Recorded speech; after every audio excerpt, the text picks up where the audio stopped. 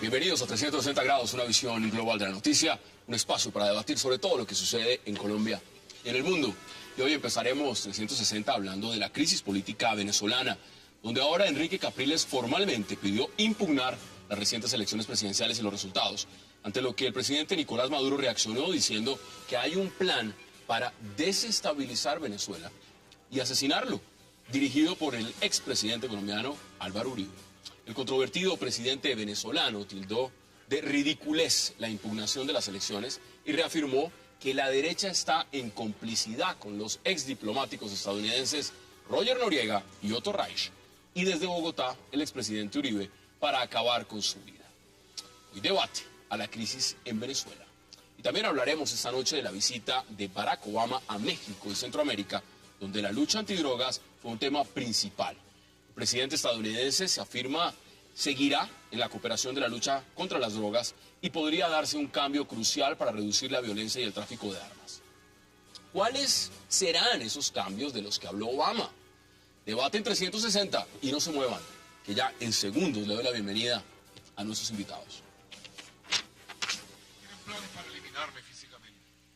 Esos planes los dirigen desde Miami y Estados Unidos Roger Noriega y Otto Reich. Y desde Bogotá, Álvaro Uribe Vélez.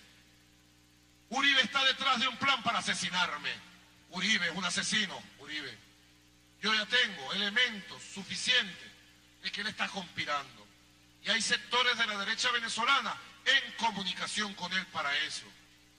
Porque ellos dicen que si me sacan a mí del camino, ahí sí viene el caos, ahí sí viene la anarquía. Esas son las declaraciones y qué placer dar la bienvenida hoy viernes de Agenda Internacional a nuestros invitados, a Ángela Verge, a Philippe Bollon, a Manfred Gauthoff y a Javier Loaiza. Qué gusto, qué delicia que hayan aceptado esta invitación y es un placer tenerlos esta noche en 360. Buenas noches. Yo un poco agripado, pero feliz de tenerlos aquí. Ángela, uno ve esas declaraciones de Nicolás Maduro y ¿usted qué opina? Bueno, yo tengo las cosas bastante claras en este respecto, que no las tengo claras en todas las cosas. En principio nosotros podíamos debatir durante horas, semanas y meses de esas declaraciones. Desde mi punto de vista, darle más peso a las declaraciones de Maduro es darle la importancia que él quiere. Es decir, es básicamente una estrategia de desviar la atención de que en ese momento hay un caos y esta situación se le ha salido de las manos y él nunca pensó que eso pasaría a 2 semanas. De hecho, incluso he escuchado a opositores, a políticos opositores decir que echan de menos a Chávez. Imagínate, o sea, que echan de menos a Chávez porque la situación, no esperaban que esta situación tuviese lugar. Entonces, bueno, yo diría que todos echan de menos a Chávez. Sí, pues hasta el discurso, ¿no?, de Maduro, de decir que lo van a matar, eso lo decía Chávez, lo decía con las mismas palabras. También tengo que decir que igual que, en fin, que me causa... No sé, quiero ser correcta, ¿vale? Quiero ser correcta y no, que no me saques de las casillas. Yo sé que usted va a ser correcta. Yo no sé Javier. Vale, sé Javier yo sí voy a ser correcta y si voy a decir aguantar. que bueno, que no me parecen aceptables y que no se lo cree nadie. Tampoco me interesa, sinceramente, o no creo que sea excesivamente relevante en este caso, la opinión del expresidente colombiano. Es decir, creo que es fomentar más ese debate y esa historia. ¿Y no debería que dar nos su quita, opinión? sí, pero que nos quita del foco, que es lo que pasa ahora y qué va a hacer Capriles y qué va a hacer el gobierno. Javier, ¿usted cómo lo percibe? Esto es directo, señor Roger Noriega, señor Otto Reich y el expresidente. Empezando porque dice que es una cosa construida desde Miami y Otto Reich y Roger Noriega viven en Washington. Los dos están en Washington. Sí, de modo que el pajarito ahí falló. En geografía no le... Sí, la la geografía el tipo no ha aprendido de eso. Empecemos por ahí, pues. Esto es el victimario victimizarse. Victimizarse. Es... toda esa ordalía, esa atropelía, toda esa manera como están tratando de avasallar y aplastar a la oposición, el binomio terrible de Maduro y Diosdado, pues es tratar de mostrarse como las víctimas ahora para tratar de suavizar un poco que la situación no se les acabe de salir de las manos. Yo no creo, como dice Ángela, que se les salió de las manos, no se les ha salido de las manos. Están enfrentando problemas y tienen perfectamente claro que lo único que tienen que hacer es tratar de aplastar a la oposición. porque... ¿Esto le sirve de excusa para hacerlo? Es decir, Sí, esta claro, argumentación claro. de decir quién es la derecha fascista. No, a ellos no les sirve de excusa, a ellos les sirve de excusa cualquier cosa, y sin excusa, ¿tú crees que Diosdado se ha sostenido en algún argumento para excusar? Pero después de lo que vimos en la Asamblea Nacional. No, sencillamente ha dicho, no, es que aquí nadie habla sino, y punto, es porque yo lo decido y porque yo lo digo y punto, y sin ninguna excusa. Él no arguye ninguna razón, no se justifica de ninguna naturaleza. La única justificación es que él lo determina y punto. ¿Y ustedes qué dicen? Que les den, y lo dijeron ahí en Corrillo, cuando empezó la golpiza, que entre otras cosas un punto importante, el Camaján ese que golpea a Julio Borges es diputado venezolano y es diputado cubano. Si tú ves el video de lo que muestra Jaime Bailey, es ahí no un estamos diputado, viendo. es cubano, diputado cubano y diputado venezolano, algo supremamente extraño. Bueno, buenas noches. Lo primero es, recorrémonos a hace unos debates de hace más o menos un mes y medio aquí en esta misma tribuna. Y decíamos, ¿va a ganar Maduro o va a ganar Capriles? Y decíamos, ganará Maduro. Lo que no esperábamos era que se acortara la distancia tanto.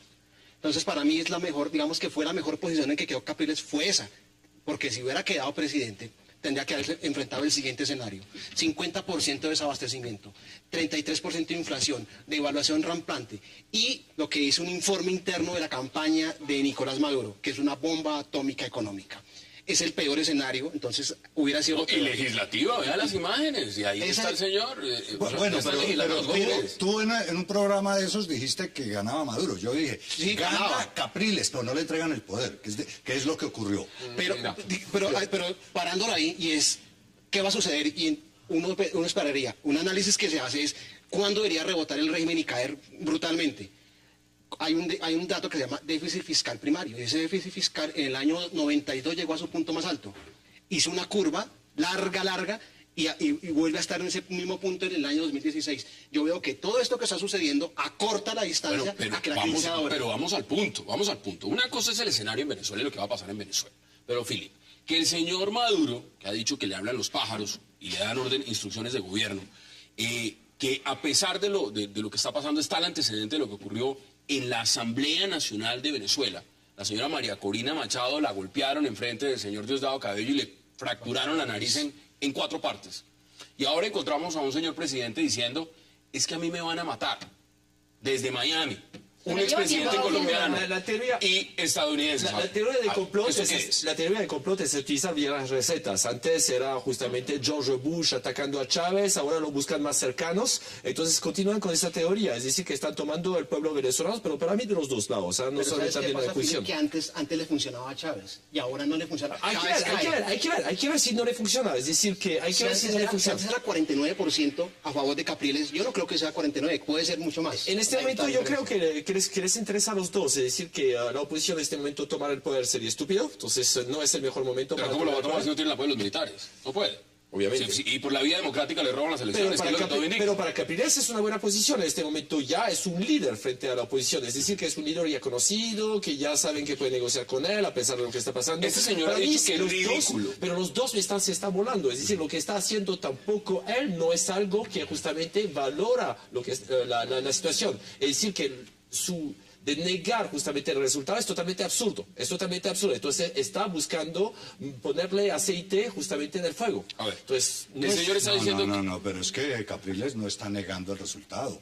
Todo lo contrario, Capriles lo que está es reclamando que se muestre el resultado ¿en qué real. país de América Latina sabemos que la situación es clara? Vamos a hablar de México dentro de poco. Después México de tener fue el control de la Corte Suprema, la autoridad electoral, interpretar la Constitución a su antojo. Es una dictadura, estamos de acuerdo. Pero después de que se monta todo un tinglado y todo un aparataje para que las elecciones...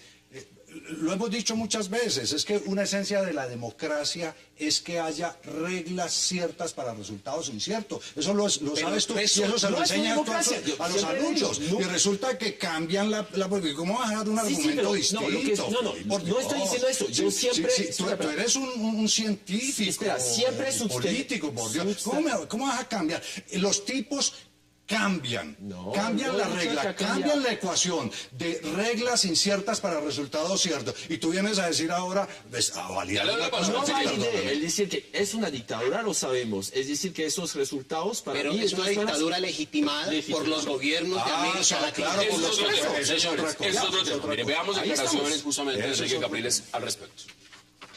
Hemos presentado el recurso contencioso electoral para impugnar las elecciones del 14 de abril. ¿Qué debería pasar? Un nuevo proceso electoral en nuestro país, una nueva elección presidencial. Ese es el deber ser de acuerdo a las leyes, de acuerdo a la Constitución.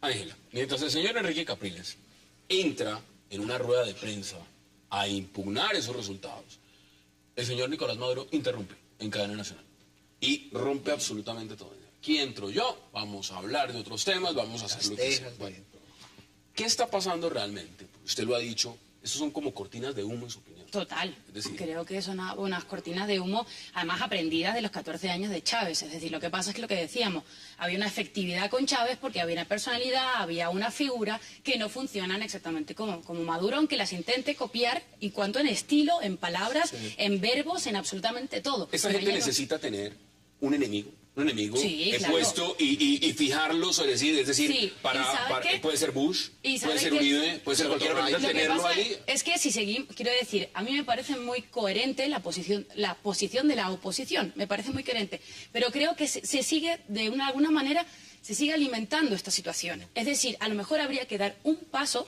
y decir, bueno, también deberíamos pensar que esto en este momento no se puede solucionar por la vía nacional, porque no hay un elemento nacional que vaya a solucionarlo y a lo mejor no hay un elemento supranacional. Pero que esa vaya a es la forma de tumbar un régimen. Un momento. Lo que pasa es que La a ellos les forma de falló. tumbar un A ellos les régimen. falló. Sí, A ellos les fallaron los cálculos, porque ellos no pensaron que iban a Pero llegar déjeme terminar tan la lejos. frase. Termínelo porque tengo que ir a la pausa y luego ustedes pueden interrumpir. Termínelo porque tengo que ir a la pausa. Entonces, a lo mejor sería muy lógico pensar en, vamos a dejar un tiempo y pensamos una revocatoria. No, es decir, busquemos otro sentido. ¿Usted no lo ve? No, yo no lo veo. Vamos a la pausa. Ellos no tenían Vamos a la un plan pausa. B. Ya regresamos. No tenían un plan B.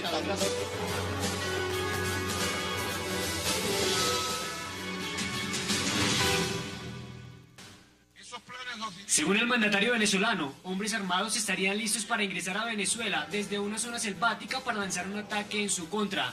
Detrás de este plan estaría el expresidente Álvaro Uribe Vélez, apoyado por la derecha de este país y opositores radicados en Miami. porque ellos tienen planes para eliminarme físicamente. Esos planes los dirigen desde Miami y Estados Unidos Roger Noriega y Otto Reis. Y desde Bogotá, Álvaro Uribe Vélez.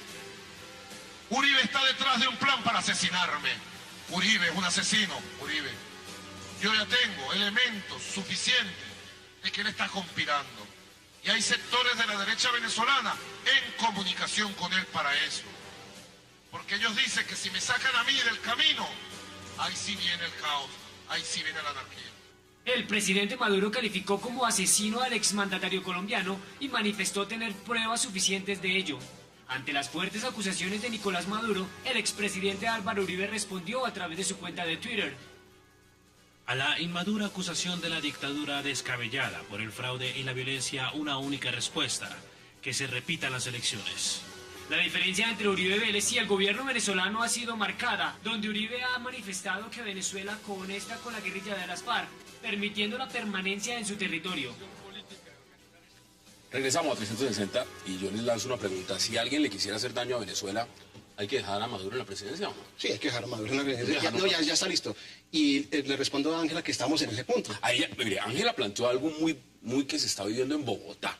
Más revocatorio y lo demás. O sea, que es bonito eso aquí, que estoy en Bogotá. Es una, no lo ve? no lo veo. O sea, No es bonito, es una uno opción. tiene que coger, cuando hay una dictadura, ahí es que sacudirla y apretarla más. Y hacer lo mismo que hace la dictadura. Y lo que hace Capriles. Pero es que estamos combatiendo una dictadura. Y Capriles ha sido muy inteligente, supremamente racional, frío, tranquilo, y sigue moviendo el árbol hasta que se caiga. Es que toca moverlo así. La dictadura no, o sea, ¿o cómo vamos a salir?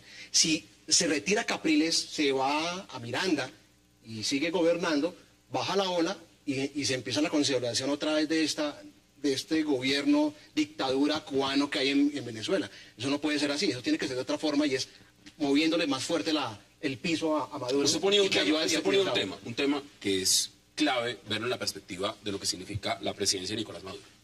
Es el tema de la legitimidad.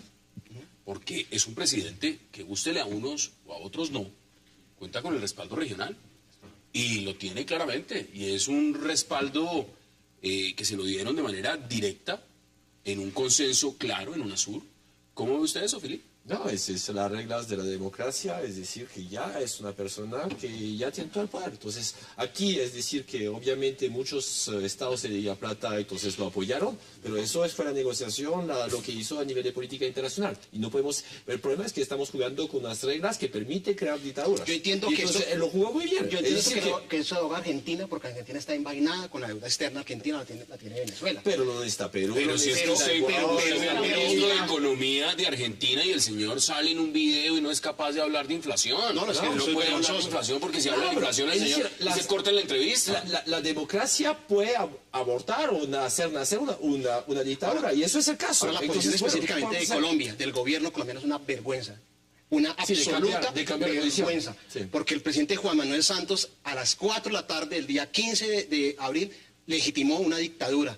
O sea, no se pudo haber aguantado, no sé, unos días más, haber mandado un vice algo a esa reunión. Yo en ese punto que tú mencionas, lo que pasa es que a mí me da mucha pena tocar el tema, pues porque la canciller es una señora muy simpática, pero no quisiera hablar del tema, pero creo que es que la política exterior colombiana está manejada por una señora, ella, que frente al caso de Nicaragua, el fallo de la Haya, dijo: no, pues es que si además así, con toda desfachatez o cinismo o tranquilidad, yo no sé qué será, no sé cómo calificarlo, pero dijo, pues es que si con mi renuncia se resolviera el problema, yo renunciaría. Pero es que esa es la manera como se es una maneja funcionaria la del presidente política Santos. en un país serio, Pero en serio, se caería la canciller. Pero no es la canciller, es que es el presidente. Existe la palabra simpática. En francés se dice gentil. Y gentil también dice simple. A ver, pero es que,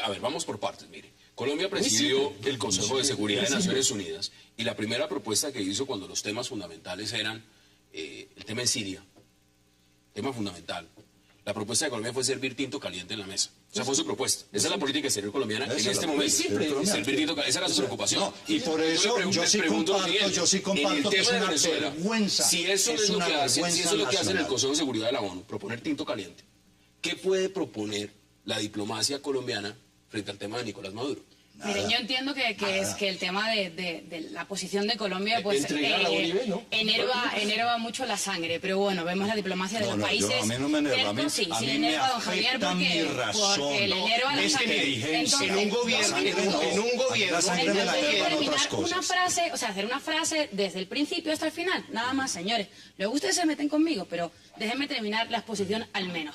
Entonces, está claro que nos puede enervar la sangre y nos puede poner pues muy pasionales, pero no creo que sea muy diferente al resto de la posición. Yo evidentemente creo, no me voy a inclinar sobre la posición en concreto de Colombia, ¿vale? Sobre todo lo que me parece falta de respeto es ese cambio. Primero sí, luego no, luego le digo al país otra cosa. Eso es lo que no me parece bien. Pero igual que no me parece bien que a los 2 días Estados Unidos diga que nosotros no reconocemos a ese gobierno porque no. ¿Cómo es esto? Si tenemos un poco de tranquilidad y un poco de paciencia, los países, ¿vale?, que tienen ciertas vinculaciones, sobre todo políticas, tienen que tener un respiro, una tranquilidad y medir mucho lo que dicen. Tanto pero Ángela, perdona, Estados Unidos no dijo que por qué no, dijo porque hay una impugnación sobre las elecciones y hasta que no se resuelvan el tema. Un reconteo. Si no hay reconteo, no reconocemos. Que hacía Santos viajando a medianoche si no hay a Lima. no reconocemos. Mire, también habló Jorge Rodríguez, justamente frente al tema de la impugnación de Enrique Capriles. Veamos qué dijo. Que han introducido ante el Tribunal Supremo de Justicia un adefesio, perdonen que así lo diga, un mamarracho en forma de impugnación que devela lo que realmente está ocurriendo.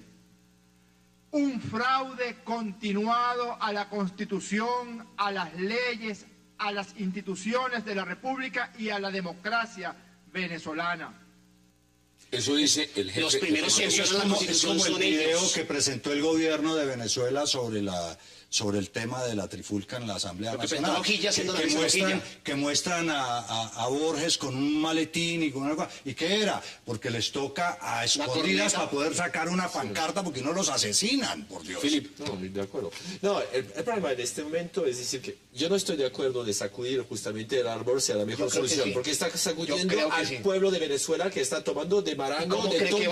¿Cómo cree que va a ir Mario? ¿Lo va a entregar mañana al poder y nos va a ir por la democracia? No, pero si realmente de verdad, ¿se cree que es Francia? A ver, un momento, espera. Si hubo tan poquito diferencia de votos, sabe que continuando el trabajo pueden lograr. Entonces hay que esperar. El problema de sacudir al árbol en este momento puede ser un peligro, porque justamente ya en este momento buscando un enemigo, hablando de complot, entonces la mente de la gente, si son tan simple como la canciller aquí, puede ser peligroso. Entonces aquí yo veo justamente un peligro que puede pasar. No estoy hablando de una guerra civil, pero justamente que familias... una guerra civil, sí lo veo. Pero mire, vamos por partes. Acá hay un elemento. Ustedes todos recuerdan el por qué no te callas. ¿Por qué no te callas? Yo sí lo recuerdo bien. Fue en una cumbre de Chile. Hasta ahí ¿Por qué no te callas se da cuando justamente empieza un ataque directo de, en ese momento, el presidente Hugo Chávez a hablar mal de José María Aznar? Sí. Y sale claramente el presidente Zapatero y dice, un momento, podrá ser el del PP y yo del PSOE, pero él fue el presidente de los españoles, yo represento a los españoles y salgo en su defensa. Es un tema de dignidad. En este caso, y perdón por la gripa, están diciendo que un expresidente colombiano está buscando asesinar al presidente de Venezuela. No debería salir el presidente de Colombia. Por supuesto, y no porque sea Uribe. Digan usted, esto es un tema que usted está tentando no contra Álvaro Uribe, está tentando es contra la dignidad del pueblo colombiano, del expresidente que representaba a los colombianos. Pero que además lo eligió, que además fue el factor decisivo en su elección. Pero la frase exacta de Zapatero fue: así estamos en las antípodas con José María Aznar. Pero es una cosa diferente a tener respeto y respetan a España. Después el rey fue y le pegó, lo cayó. Bueno, les pregunto el mismo escenario. El mismo escenario está ocurriendo. Aquí están diciendo que un expresidente colombiano está ordenando asesinar al presidente de Venezuela. Eso no es cualquier cosa. Es una acusación muy seria. ¿Qué va a hacer el gobierno colombiano frente a estas declaraciones? Porque hasta el momento no ha dicho nada. Pues así como puede veloz, lo que está claro, muy claro, no solo para Colombia, sino para toda América Latina, no es, como decía Philippe, con todo respeto, le digo, no es que son las reglas de la democracia, es que quedó claro que vale más un petrodólar, estoy hablando de un dólar petrolero, no del petro aquí del incompetente, no del incompetente ese de Bogotá, no el petrodólar, ¿sí? De Venezuela vale más que un voto de un ciudadano libre, porque no existe ciudadano libre en Venezuela. Venezuela se maneja por el G2 cubano, así, para hablar clarito. Sí, es el G2, y el G2 no va a salir porque sí. Eso de Santos fue inadmisible. Es decir, que en Francia nunca podría suceder una cosa así. Tendría que salir la canciller justamente en defensa muy inmediata. veloz, así como fue veloz a legitimar la dictadura. Aunque fuera cierto, entonces tiene que defender. Es decir, que aquí es un fallo otra vez de la canciller, pero tremendo.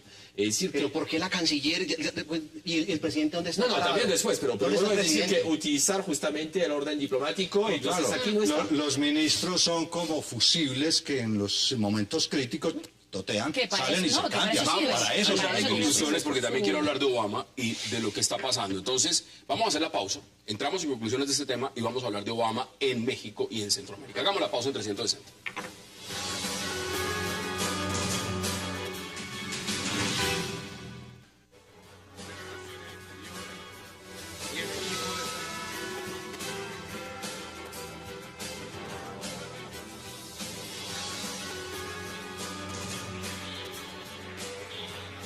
Regresamos a 360 y vamos a las conclusiones.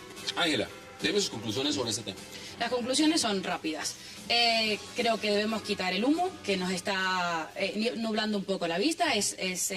Pues en este caso la estrategia del gobierno de Maduro. Creo que con estas declaraciones lo que intenta es enturbiar el ambiente. El ambiente está suficientemente turbio. Recordemos que hasta ahora han habido 8 muertos, 60 heridos y hay más de 200 personas presas. Yo siempre lo repito porque para mí es un dato importantísimo. Entonces me interesa saber qué es lo que va a pasar ahora. Sigo pensando, en contra de toda la mesa, que una solución no sería combatir un sistema con el mismo sistema, sino con la democracia. Y creo que cada vez Capriles va teniendo más opciones de eso. Filip, conclusiones, brevemente. No, eso es excepcional, es muy bueno para Colombia. Es decir, que ahora la gente, es contrario a lo que está diciendo, yo creo que Venezuela puede volver a saltar de nuevo y estar justamente económicamente bien con todo el petróleo que tiene.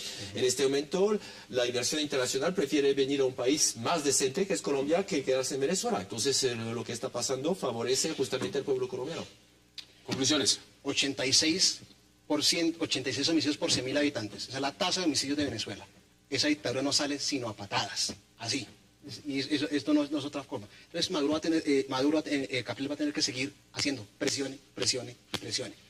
Demos conclusiones, Javier. La insistencia de la oposición en mostrar la ilegitimidad y el robo y el fraude que hubo en las elecciones está llevando a ese par de señores que son unos energúmenos, unos patanes, a esos niveles de exasperación y esos niveles de agresión que pueden terminar generando un problema muy grave en el país. Y decir que es que hay gente entrenada en el monte para matarlo a él es el que tiene gente entrenada en el monte, tiene la guerrilla colombiana, se supone que... No solo eso, las milicias bolivarianas están armadas. Más las milicias bolivarianas. Bueno, sí. No, que el tema es bien simpático. Vamos a hablar de Obama, porque Obama fue a México a encontrarse con el señor Enrique Peña Nieto. Y en Costa Rica, la señora Laura Chinchilla y los presidentes centroamericanos. Ángela, ese viaje a México y a Centroamérica, ¿cómo lo ve usted? ¿Qué tan importante es, no solo en los intereses de los Estados Unidos, sino en los intereses de la región centroamericana y de México? Yo creo que es un viaje que se debía. Se debía básicamente por la cantidad de votos latinos que tuvo Obama en las últimas elecciones, que evidentemente ese y el voto femenino fueron fundamentales. Entonces yo creo que es una forma de pagar, y entiéndaseme bien, pagar esa confianza que muchos mexicanos, sobre todo, y centroamericanos han puesto en Obama. ¿Qué significa esto? Bueno, yo cuando escucho hablar pues muchos políticos de alto nivel de vamos a trabajar conjuntamente, vamos a intentar tema de narcotráfico, tema de seguridad, pues sinceramente el escepticismo me puede porque es absolutamente muy difícil. Entonces entiendo que Obama está luchando en un Congreso por un tema de una política de migración que los republicanos están reprimiendo mucho y que Peña Nieto, por otra parte, está tomando una posición como más tibia en ese tema que la que tenía Calderón. Entonces tengan en cuenta que a lo mejor en este momento México tiene una posición más fuerte para poder hacer más presión, al menos en dos temas, que es narcotráfico, porque en México está la ciudad más peligrosa de toda Latinoamérica y es una democracia. Entonces creo que es suficientemente importante para tenerlo en cuenta. Tema de narcotráfico, tema de seguridad y tema de migraciones. Acá hay un tema. El presidente Obama en este momento está llevando en la agenda estadounidense algo que es vital para Centroamérica. Uno es el tema de la reforma migratoria. Y el otro tema es el tema del control de armas. México ha alegado que los dos son fundamentales dentro de sus intereses. El señor Peña Nieto también ha dicho que no quiere una agenda monotemática con los Estados Unidos. Filip, ¿se puede salir de una agenda monotemática cuando los puntos claves en la relación entre esos dos países son inmigración, narcotráfico y comercio? Esos son los puntos. Bueno, no hay más.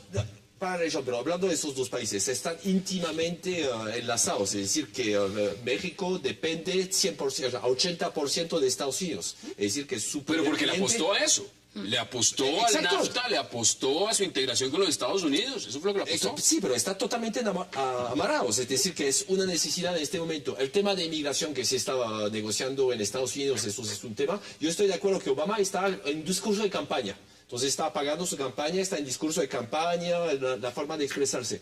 Pero en este momento, es decir, que el tema de las armas, el tema de la droga, que en este momento es un problema, porque justamente México se está retirando un poquito de los acuerdos que tenía con Estados Unidos, entonces Obama llegó para tratar de reenlazar, porque México ya quería salirse de unos acuerdos. La política de la región, vamos a ver qué pasa, pero es decir, que si esos dos países, justamente logra modificar las reglas del juego en este momento, puede ser valorado. Aquí, Ángela, puedes ver que justamente las democracias no funcionan. Un país democrático es... Las que siempre nos fijamos en Venezuela y luego tenemos un Acapulco, un norte de México donde vemos la violencia increíble. Hay un fallo en la democracia. Como digo, las reglas del juego de la democracia actual no funcionan. ¿Le interesa Obama Centroamérica y México o no le interesa? Normalmente a Estados Unidos, América Latina no le interesa. Es, como siempre se dijo, el patio trasero.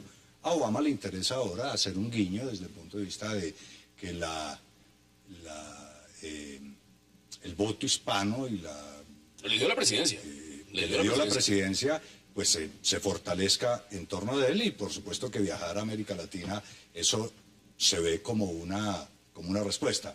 Ahora, es que Estados Unidos también está en problemas.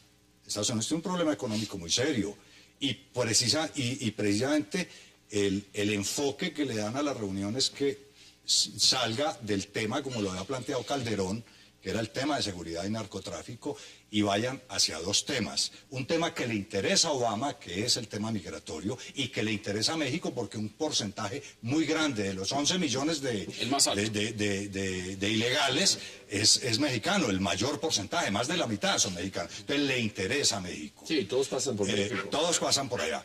Entonces, el tema migratorio es uno de los temas. El otro es el tema de seguridad, que por supuesto no lo van a cerrar y no lo van a acabar. Tráfico de armas y droga y toda esa cosa. Pero hay un tema importante, y es que en este momento México económicamente tiene una posición bastante favorable. Sí. México tiene una gran inversión internacional, inversión directa internacional, y para Estados Unidos es una forma de ayudarse, y lo que está proponiendo el Estados Unidos a Peña Nieto es que fortalezcan el tema económico para convertirse en el bloque económico más grande y poderoso del mundo. A ver, lo que ha pasado desde NAFTA hasta este punto además que está cumpliendo 20 años el NAFTA. Que es que la relación bilateral se ha duplicado. O sea, pasaba de 33.000, pasó a casi 66 millones. Entonces, sí, pero vimos también que llega a Estados Unidos a estar en crisis, y el primer afectado es México. Claro, evidentemente, porque es un efecto contagio que se genera y es parte del comercio mundial. Pero la primera cosa a mirar es: Barack Obama viene de visitar el Medio Oriente y después gira los ojos sobre América Latina, tardíamente. Es el presidente que... ¿Qué hizo en Medio Oriente? Pues hizo una reunión, unos acuerdos, hubo unas ventas de armas. Vamos por el tema puntual. ¿Hizo algo relevante en su viaje a Medio Oriente, o va a ser relevante esta visita, o son, como dice Ángela, estos son visitas? Pues básicamente allá afianzó alianzas con sus aliados. Y aquí en Centroamérica, pues no es nada del otro mundo. O sea, realmente es muy insulsa la visita, porque es que es el presidente que más ha estado lejano de América Latina, creo que en los últimos 30 años. Ver, es el más lejano. Centroamérica en este momento, lo están diciendo Ángela, está dividida. Empezando que Costa Rica, Nicaragua están enfrentadas. Empezando que la legitimidad de lo que está pasando, por ejemplo, muchas veces entre Guatemala y México, tema fronterizo y tema de lo que significa el narcotráfico, que no han podido colaborar juntos para combatir. Panamá, dentro del marco de lo que ha representado con Martinelli, políticamente se considera que es una derecha, mientras que Nicaragua es una izquierda. Dicen los analistas, Centroamérica no está unida, está fragmentada. ¿Puede la visita del presidente estadounidense? No, pero no está fragmentada como Sudamérica.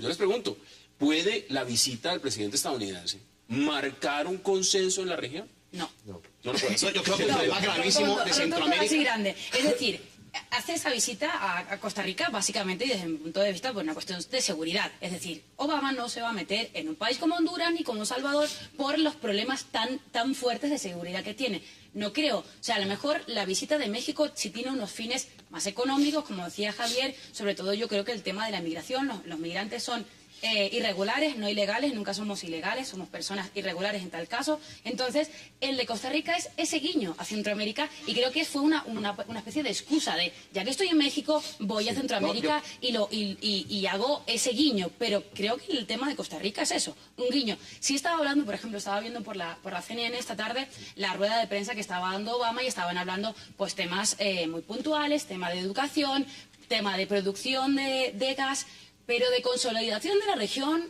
ni se atrevieron, ni él, ni la presidenta, ni Chinchilla. No se atrevieron a hablar de ese programa. O sea, se atrevieron a hablar de las relaciones, de hablar inglés, de la necesidad del gas líquido, pero realmente como consolidar esa región, miren, ninguno de los dos se atrevió. Tengo que ir a la pausa y entramos en la recta final de este tema. Hagamos la pausa en 360.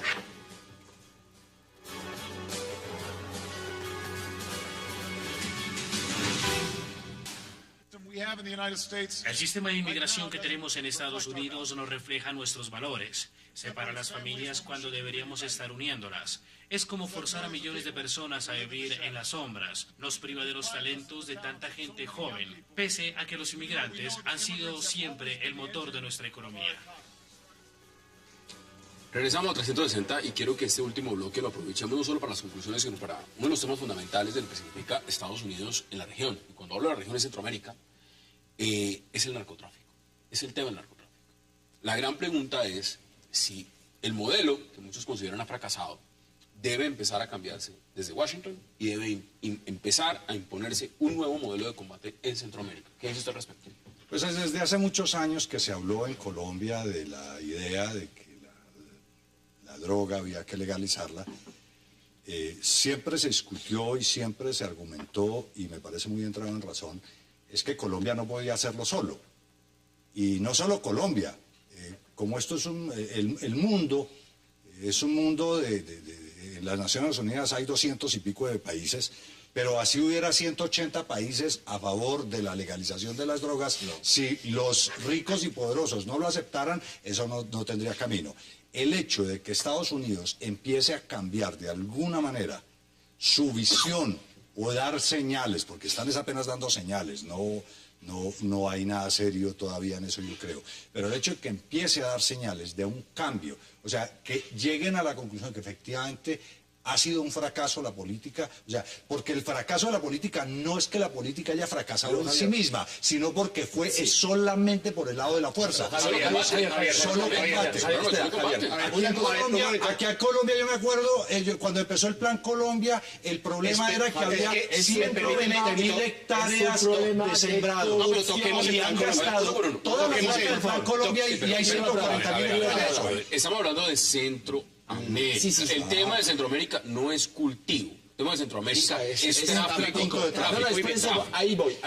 Es decir que de legalizar eso no va a cambiar las cosas. Lo vimos con el alcohol en Estados Unidos, legalizaron, no va a cambiar. Es decir que esos grupos armados, esas pandillas, van a pasar después en secuestro. Lo que llaman maras. Sí, las maras centroamericanas. Estoy hablando del tema total a nivel de Latinoamérica. El problema es un problema de corrupción. No es un problema de legalizar algo. Es decir, que si mañana terminamos con esos grupos narcotraficantes, mañana van a cambiar de negocios y van a estar en secuestro, que puede ser peor. En este momento está también el tráfico de personas hacia Estados Unidos. Mire, esta visita obedece, creo que es fundamental el problema de seguridad de los Estados Unidos, porque Peña Nieto empezó a hacer bloqueos a las agencias de seguridad en la frontera mexicana. Ese es el primer punto. Y después salta a Centroamérica y lo que decía Hassan, que son las maras. Las maras son grupos delincuenciales transnacionales que surgieron de la guerra centroamericana y que tienen un armamento fuerte y que pueden combatir al Estado. Es que ese es el punto central de todo esto. Y eso es para decirles una cosa.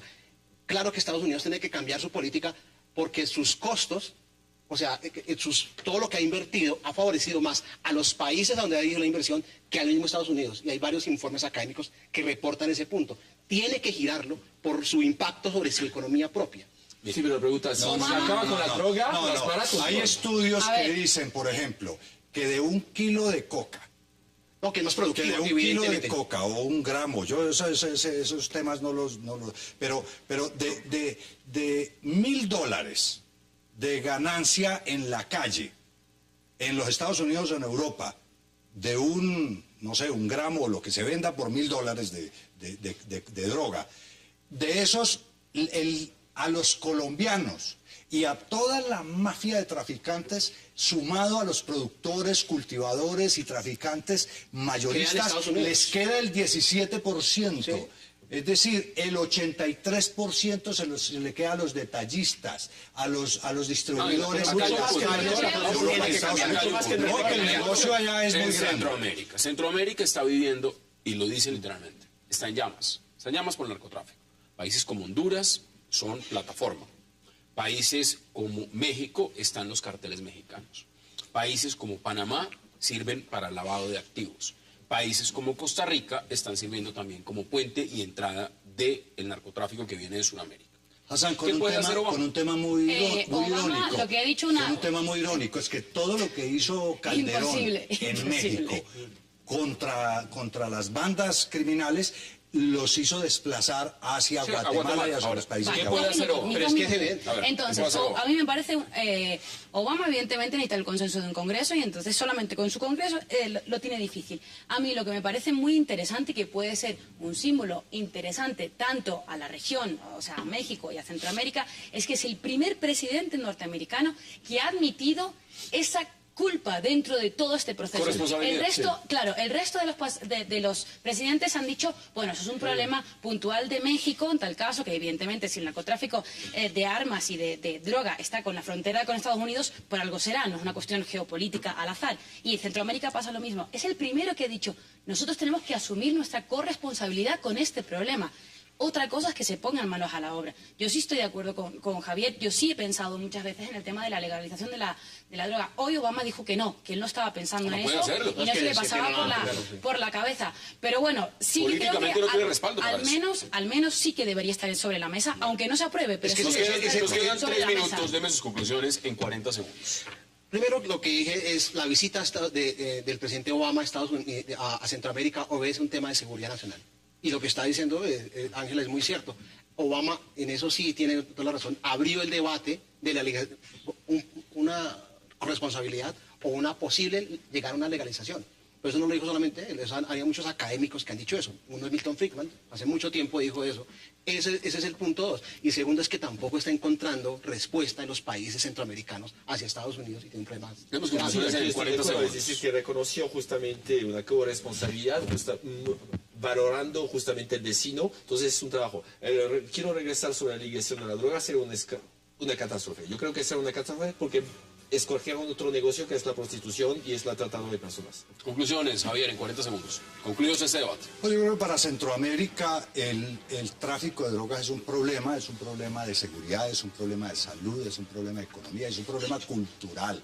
Yo acabo de estar en varios países centroamericanos y la preocupación es grande porque la gente joven está entrando en una cultura en la que está Colombia, que la gente joven quiere enriquecerse rápido y a como dé lugar. Y ese es un impacto cultural terrible, terrible que genera el dinero que pulula por cuenta del narcotráfico. Javier Loaiza, gracias por aceptar la invitación. Filipe Bolón también, Manfred Rotov y Ángela Berge. Gracias, como siempre, a ustedes. Gracias por acompañarnos y nos vemos el lunes para seguir debatiendo la agenda política de Colombia y del mundo. Es una próxima oportunidad.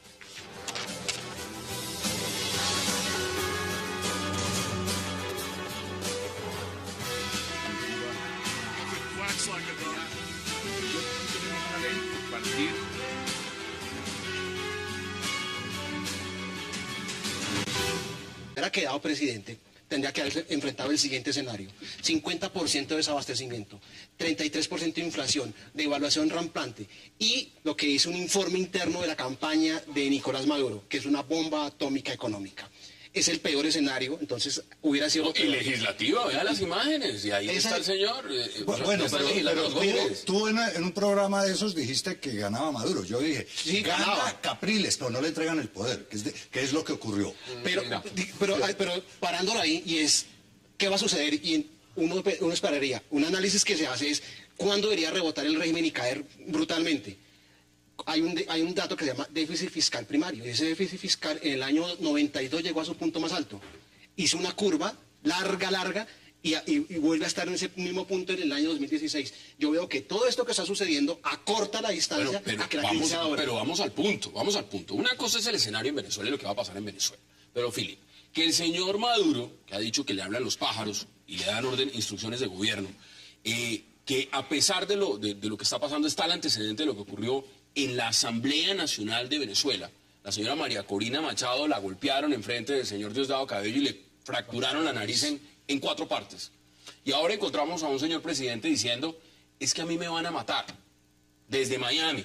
Un expresidente colombiano y estadounidense. La teoría del complot es utilizar viejas recetas. Antes era justamente George Bush atacando a Chávez, ahora lo buscan más cerca. Y desde Bogotá, Álvaro Uribe Vélez. Uribe está detrás de un plan para asesinarme. Uribe es un asesino, Uribe. Yo ya tengo elementos suficientes de que él está conspirando. Y hay sectores de la derecha venezolana en comunicación con él para eso. Porque ellos dicen que si me sacan a mí del camino, ahí sí viene el caos. ahí sí viene la anarquía. Esas son las declaraciones y qué placer dar la bienvenida hoy viernes de Agenda Internacional a nuestros invitados, a Ángela Verge, a Philippe Bollon, a Manfred Gautov y a Javier Loaiz. Qué gusto, qué delicia que hayan aceptado esta invitación y es un placer tenerlos esta noche en 360. Como siempre, Yo un poco agripado, pero feliz de tenerlos aquí. Ángela, uno ve esas declaraciones de Nicolás Maduro y ¿usted qué opina? Bueno, yo tengo las cosas bastante claras en este respecto, que no las tengo claras en todas las cosas. En principio nosotros podíamos debatir durante horas, semanas y meses de esas declaraciones. Desde mi punto de vista, darle más peso a las declaraciones de Maduro es darle la importancia que él quiere. Es decir, es básicamente una estrategia de desviar la atención de que en ese momento hay un caos y esta situación se le ha salido de las manos y él nunca pensó que eso pasaría a 2 semanas. De hecho, incluso he escuchado a opositores, a políticos opositores decir que echan de menos a Chávez. Imagínate, o sea, que echan de menos a Chávez porque la situación, no esperaban que esta situación tuviese lugar. Entonces, bueno, yo diría que todos echan de menos a Chávez. Sí, pues evidentemente.